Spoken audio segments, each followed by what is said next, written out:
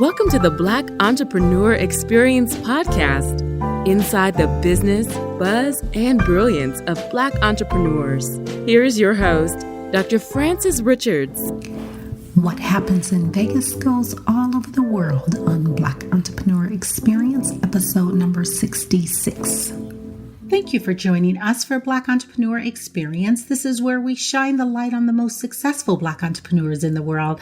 I'm your host, Dr. Frances Richards, and today we have with us Elzie Flenard. He's the CEO of Enterprise Now, and they educate, motivate, and inspire current business owners as well as aspiring entrepreneurs. Welcome, Elzie. Thank you so much for having me. You know what? I have given our audience a very brief bio about you. Why don't you fill in the blanks about yourself and your company? What would you like us to know about you? Well, I'll start with the company. So Enterprise Now, we exist to, as you said, to educate, motivate, inspire, and transform entrepreneurs and business owners. So the brand, what we do is we do those things. We call it our emit. We emit by using coaching, training, and podcasting. A little bit about myself. I'm originally from Southern Illinois, so I'm still trying to get used to the Wisconsin winters. So just really a country boy that living the dream, really. Married, two children, and just kind of going through life, understanding my passion, my purpose, and my path, and loving every minute of it. You know, Elzie, we like to start out with a fun facts lightning round to allow our audience to get to know you. What I'd like you to do is give us some very quick answers to these questions. Are you ready for the fun fact lightning round? I'm ready. Okay, the last movie you saw? Was Kidnapped with Halle Berry. You relaxed doing what? This may be kind of nerdy, but thinking. Your favorite singer or rapper? Alicia Keys. And your favorite dance song? Happy. And what food you eat every week no matter what? Burger. And your favorite month? Of course, it's December, my birth month. Well, happy birthday for the entire month of December. Celebrate big and celebrate hard.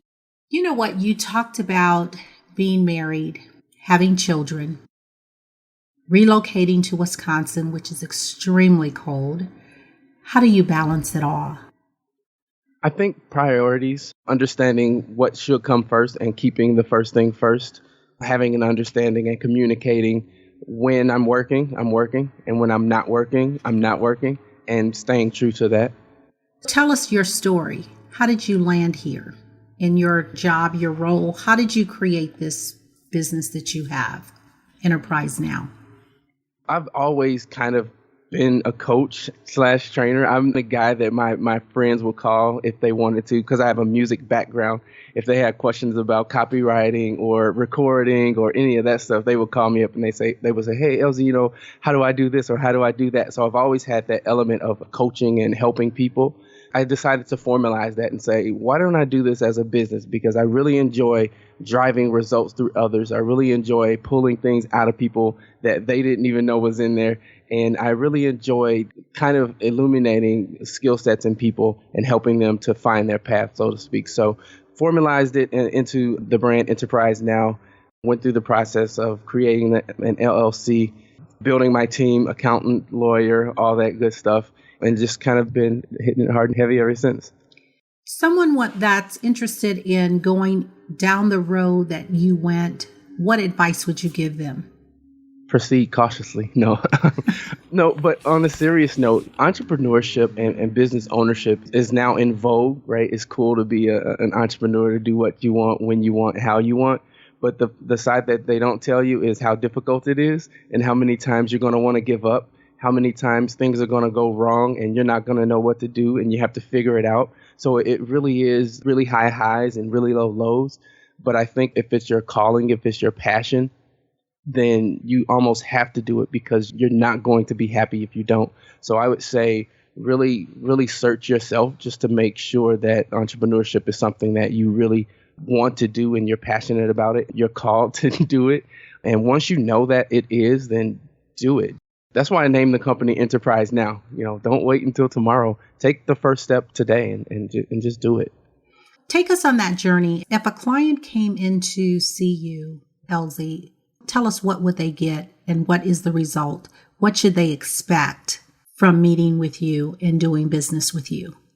So I just had a client meeting today, and the very first thing we do is we assess, right? We need to know, number one, what are your goals?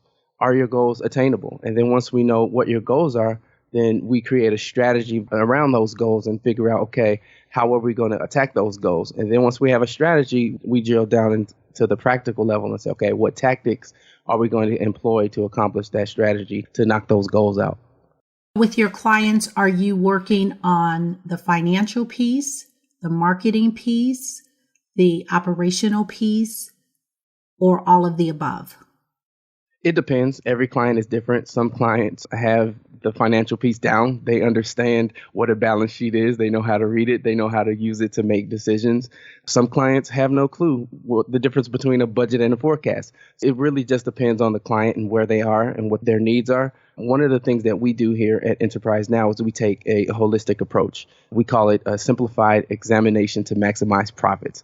So it's a really, really fancy way to say we look at the business as a whole and figure out which parts and pieces need the attention. And then we focus on those pieces and kind of guide you.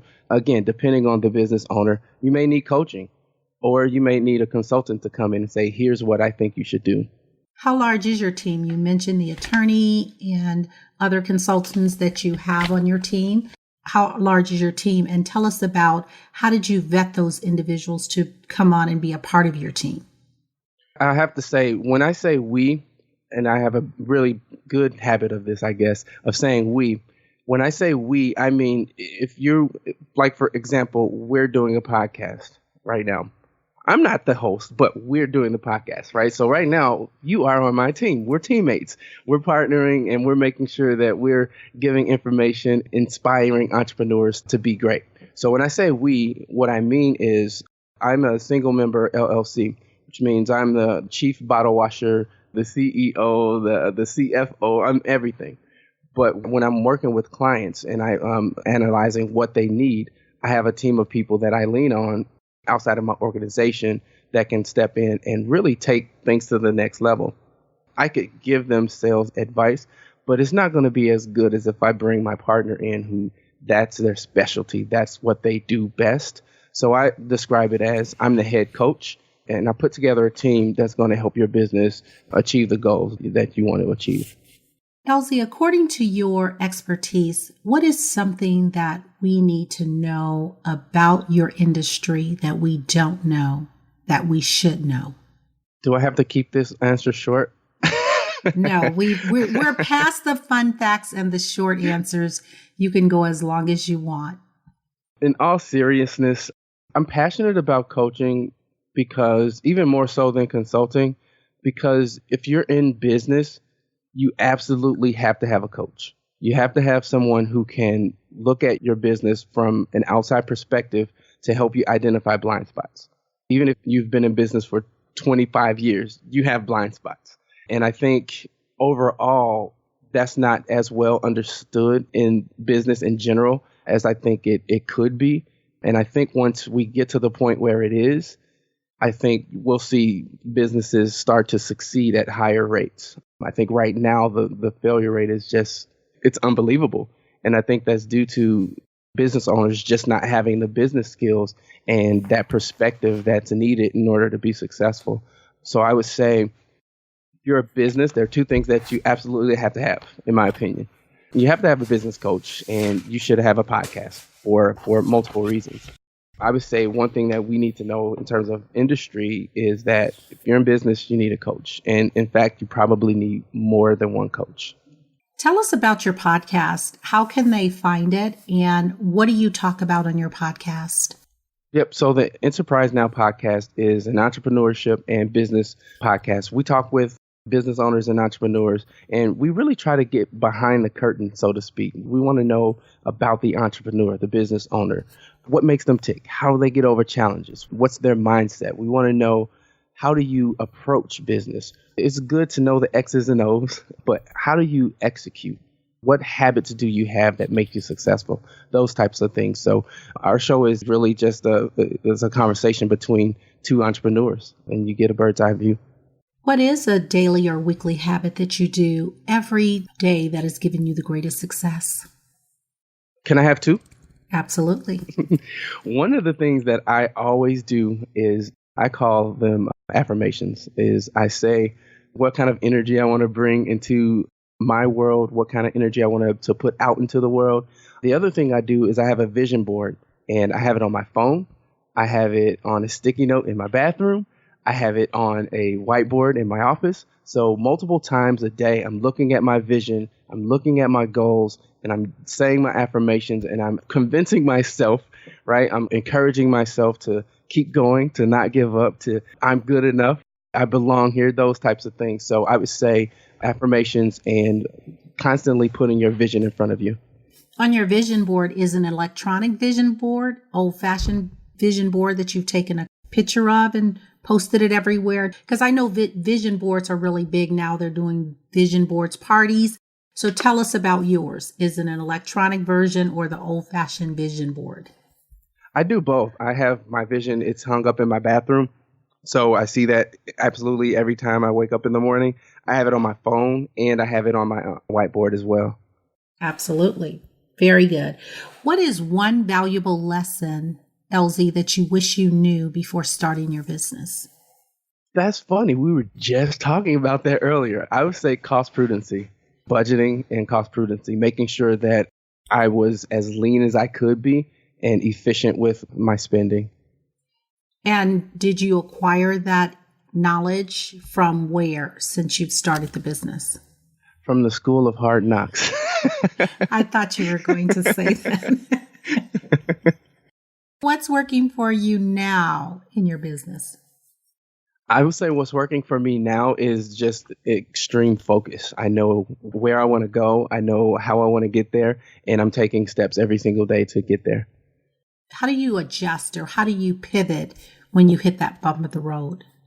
One thing that I'm really big on is metrics. Like you can't track what you don't measure, right? So I have metrics. If I don't hit my metrics, now that could be numbers, it could be financial, it could be whatever, but when I see that I'm not achieving that, then I know to look at what I'm doing and adjust it accordingly. One thing that I tell my clients is absolutely run your business by looking at the numbers. And that's why I harp on it so much, is because you have to understand the numbers in order to make decisions based on the numbers. So I'm constantly looking at the data and what the data is telling me.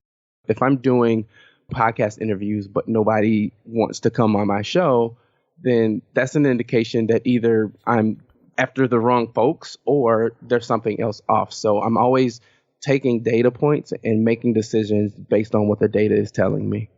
How are you tracking your data? Are you doing it electronically or are you doing it manually? Both. It depends. It depends on, for example, I keep a list of all of the podcast guests that I want to invite, why I want to invite them, the industry that they're in, and how it fits into the overall plan of the podcast. But things like downloads, where people are listening from, things like that, I track those electronically. Very good. Did you share with us what platform your podcast is on? We are on any podcast platform that you can get, Stitcher, iTunes, Google. We should be. If we're not, then email me and let me know and we'll get on there. Who's your top 2 influencers and what lessons did they teach you? That is a loaded question. My mom, for sure, and MLK. My mom, because it's funny, she instilled in me those values that really drive the person that I am today, right? Hard work, dedication, not complaining, taking the stance that life does things for you, not to you, right? You're not a victim. The world doesn't owe you anything. You have to get out there and make it happen, right? And just how to be a decent, genuine, loving human being. Right. I think a lot of times, especially these days, we lose that. Right. There was a saying that you should use things to help people, not use people to get things. Right. I'm so big on that because people are the most important resource on the face of this planet. Relationships and community are all things that I really hold dear. MLK, because he understood his purpose And he was so focused on it that some people live long lives but never do anything significant. And some people do really hugely significant things but don't live long lives. And I've always said that I want to make an impact. I want to use my life, however long that is, to do what I was sent here to do. Doesn't matter if it's a long life or a short life, but I want to be purposeful and do what I was put on the face of this planet to do. His life really inspired me to know that as long as I'm operating in my calling, then everything's going to be okay. And speaking of that, making an impact, Enterprise Now, is there a social cause that you focus on with your organization that you give back to?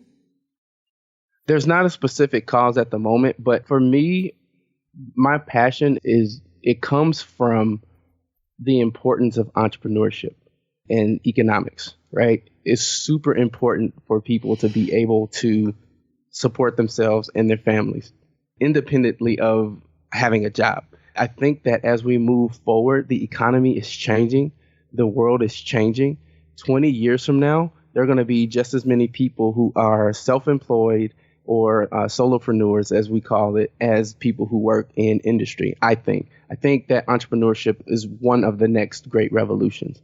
I think that more and more people are going to learn how to make money without having a job.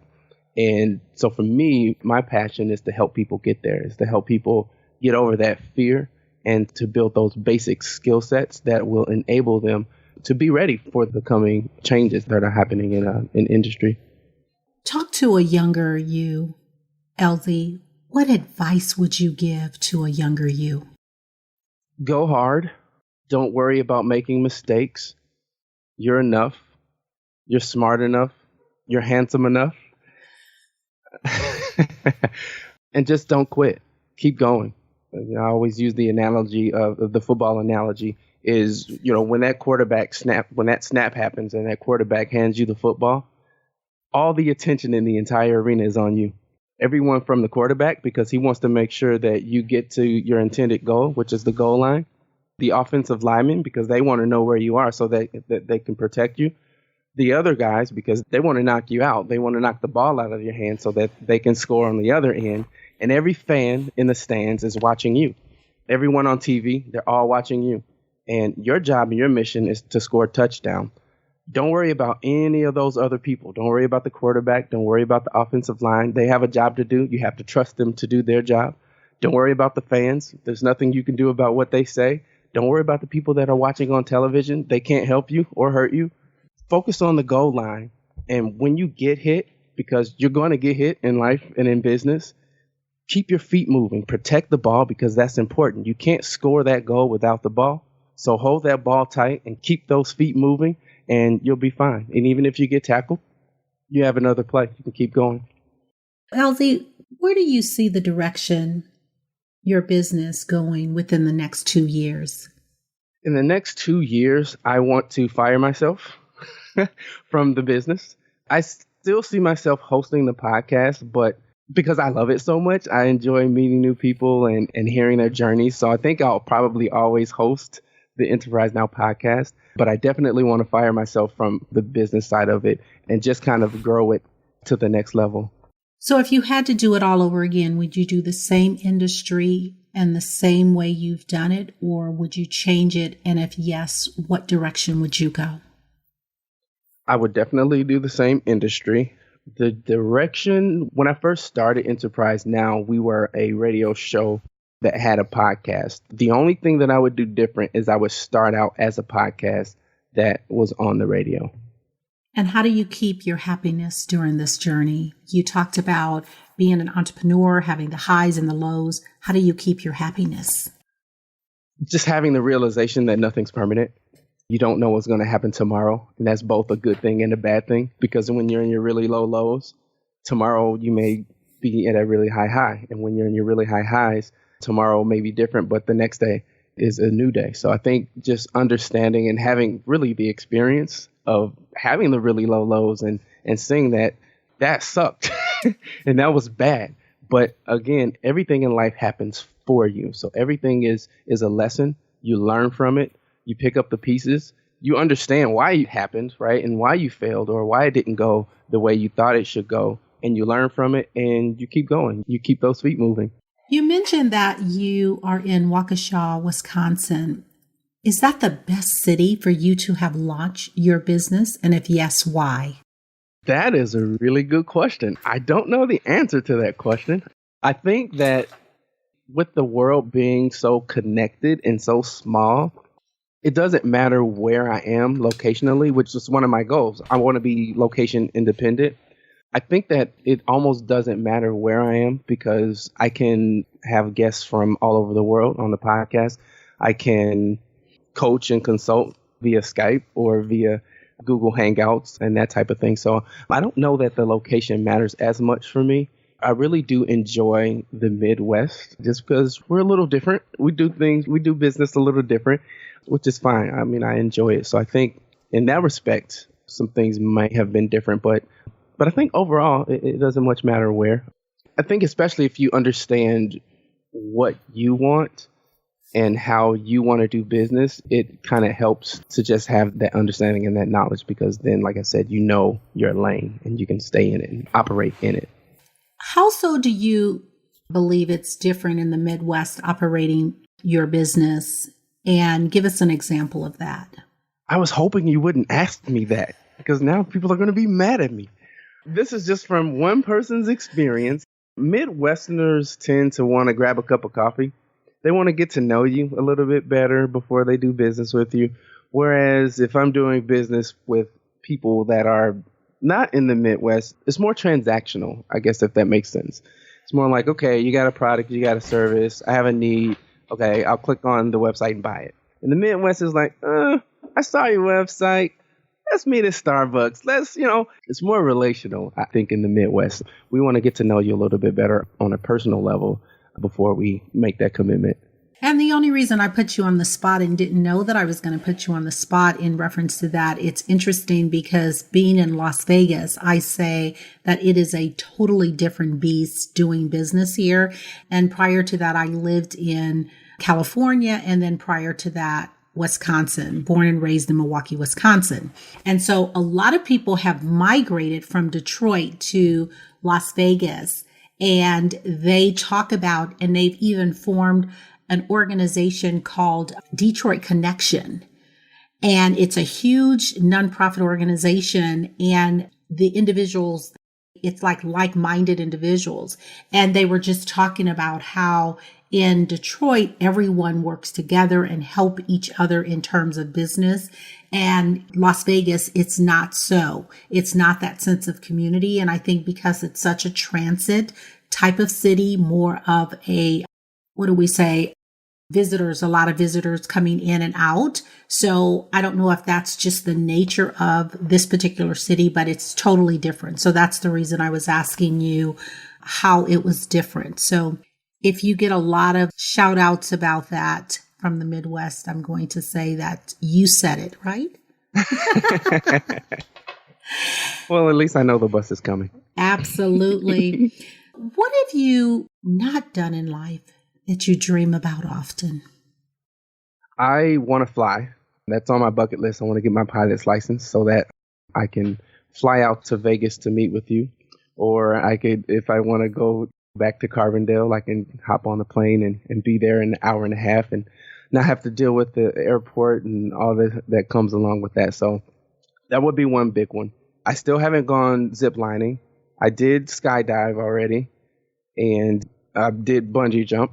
So, but those two things, zip line and pilot's license, and what's the other thing? Oh, I've always wanted to go to an NBA All-Star weekend, and they're actually going to have it in Chicago in 2020. So that's on my radar. Absolutely. So you can get your private jet and you can come to Vegas and zip line and then zip over to the NBA game. And there so we have similar, I call it a dreams list. And so I'm not interested in becoming a pilot, but I do have on my dreams list is to have my own private plane. Okay. So maybe you could be the pilot of my private plane. There you go. See there? Tell us about what would make you stop, if anything. death. Quite seriously. I mean, it's in my bones. I mean, it's who I am. So tell us about the greatest achievement that you've had in your business so far to date.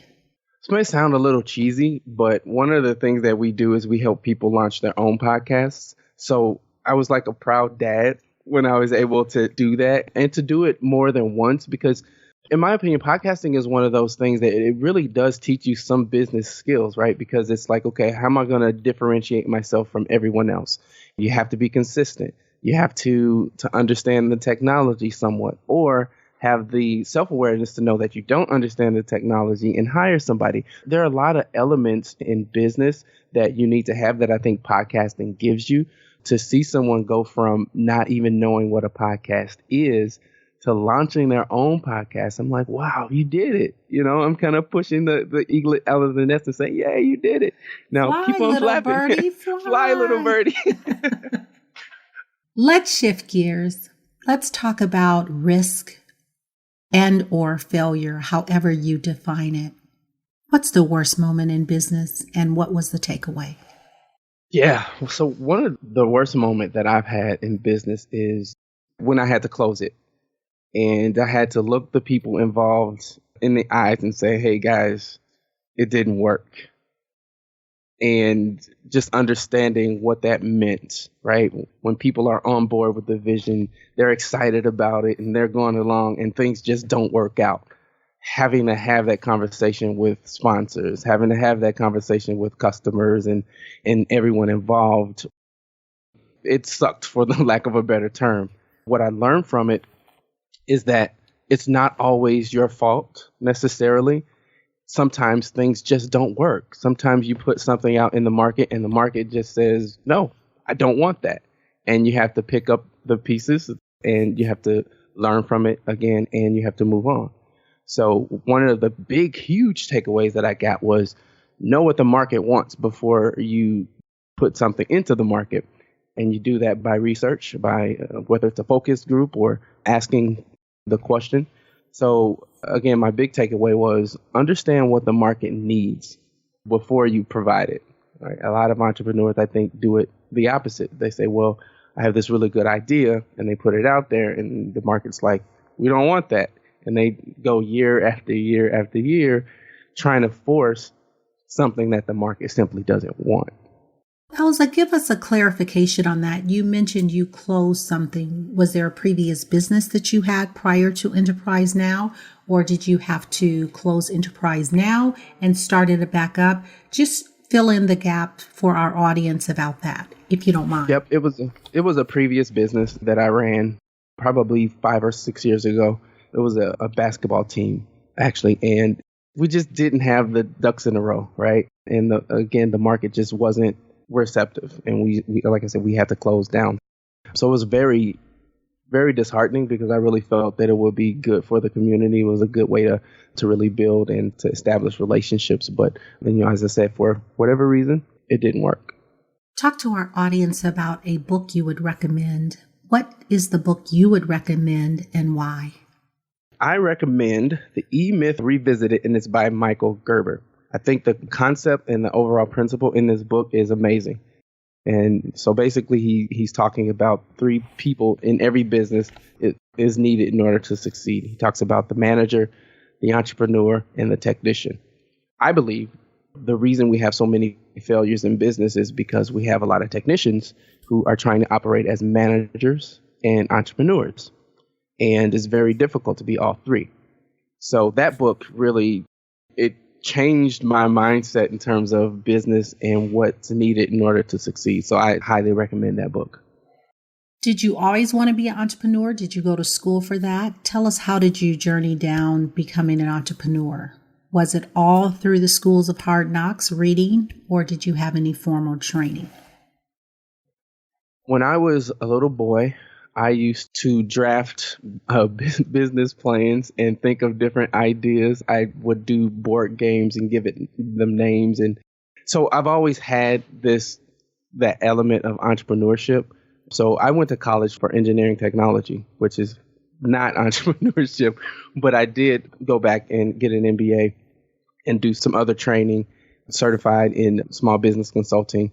Even those, an MBA and being a small business consultant, to me, entrepreneurship is, I don't know that you can teach it, and I'm doing air quotes, because to me, it's so much more than just the business side. It's having a vision. It's being able to, as we talked about earlier, pivot when needed, understanding and reading the market, fulfilling a need. I think that's a huge one. How are you going to help people? If you're in business to make money, get out, do something different. Your whole mission behind your business should be to help people. How are you going to help people? So for me, it was just kind of a progression of understanding what values I have, what needs the market has, and how can I marry the two? How can I fill that need, that void? And one of the things in business, they say, like Business 101, is you find a problem, solve the problem, and you have a business. Is that correct? And this is what it's mind-boggling. In our community, there's so many problems. It seems like it should be so many entrepreneurs. Can you help me with that? What do we need to do to inspire and to stimulate and to provoke more individuals that look like us to be entrepreneurs? I think, and I'm not just saying this because I'm on your show, doing this podcast, talking about it, I think highlighting it. Entrepreneurship's not taught in high school. Colleges now have programs that teach entrepreneurship, but I don't think it's a viable option to people. We have to see it. You have to know, you have to have an uncle or auntie or a cousin that are entrepreneurs and that are successful. So I think the more that we see it and are exposed to it and understand that, hey, that's a viable option. And there's nothing wrong with wanting to play in the NBA or to be a musician, but let's throw entrepreneur in there as well. That's an option as well. And I think that it's just continuing to teach, how do you become an entrepreneur? What is entrepreneurship? What are the steps that you need to execute in order to get there? So I think just education, exposure, just doing, exactly what we're doing now. And I think that in our community, and I've been out of high school many years ago, I think that in other communities, entrepreneurship and managing money and finance and capital and all of that is taught. So I think in our community, we ought to push for more courses like that to be taught in our community so our children can be exposed to that. Because like you said, it's all about exposure, and we don't know what we don't know. So that's something that we need to really work on, is getting that curriculum in our communities. I think too, additionally, we're taught from a young age that you go to school and you go to college and then you get a job. That's the route, the track that we're taught. We're not taught, well, you may not want to go to college. You may want to start your own business. You may need to work at Starbucks and sleep on a cot for 3-4 years before your business takes off. So I think some of it is just the microwave society. We want success now. We don't want to wait. We don't want to grind for it. We just want it to be handed to us. So I think that's part of it as well. I think we have to teach that entrepreneurship is an investment, just like, you get that student loan. You invest 4 years of your life without knowing if you're going to get a job or not. Entrepreneurship is the same way. You're going to invest time. You're going to invest money. But if you do the right things consistently, you're going to be successful. I agree. I'm interested to see what the next wave in terms of the children of the millenniums, because I think the millenniums, their whole mentality, it's not about, I'm a boomer. And so that's exactly what I was taught. Go to school, get a good job. And it is really not about getting a good job. And like I tell people, and this is not to bash getting a good job, because that's what, as an entrepreneur, that's what you want to do. You want to create jobs, and you're going to need someone to help in your company. So this is definitely, we're not bashing not working, but definitely not working for someone else. But we definitely want to encourage individuals to work to economic empowerment through entrepreneurship. But it's going to be interesting because the whole mind, like you said, it's about a mindset. And that mindset has to change. And so I think millenniums, they're coming into this with a whole different mindset. And they're doing a lot of training around working with millenniums because they're not taking, I'm going to stay here for 40 years and get a piece of a watch or whatever they're giving, which they don't want that anymore. So it's going to be interesting to see what the children of the millenniums produce based on their mentality. So I think that's a good thing. Yeah. And I think to your point, as I said earlier, not everyone is meant to be an entrepreneur. Correct. But I think that everyone is meant to think entrepreneurially, if that makes sense. Right. You may have a job in finance, but you can help to finance an entrepreneurial venture, and doing it, that way, you're still in your lane, you're supporting entrepreneurship, and everybody's happy. So I think it's important to have that level of self-awareness to know, is this for me or not? And having that entrepreneurial thinking, even if you're not an entrepreneur. Absolutely. And that is what companies are looking for, the entrepreneurial mindset. So we are saying everyone is not meant to be an entrepreneur, but we are definitely inspiring and encouraging more entrepreneurs to be in our community. But no matter what it is, it's just like people will say, I hate sales.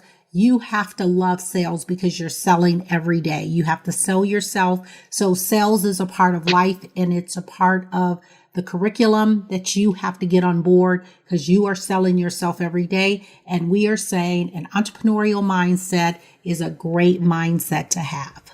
Absolutely. Talk to the person in our audience.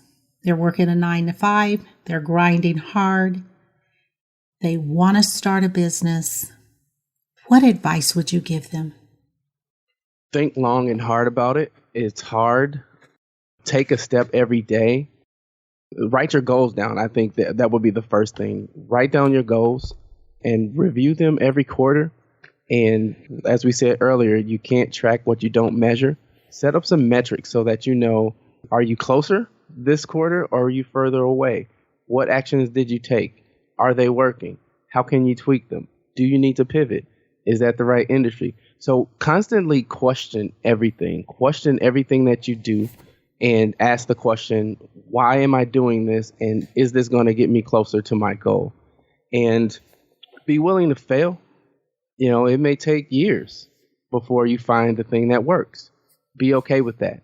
Be patient enough to understand that it may take several iterations. You may have to switch industries completely, but keep going. If entrepreneurship is your calling, if it's your passion, that's your lane, that's what you're supposed to do, don't quit.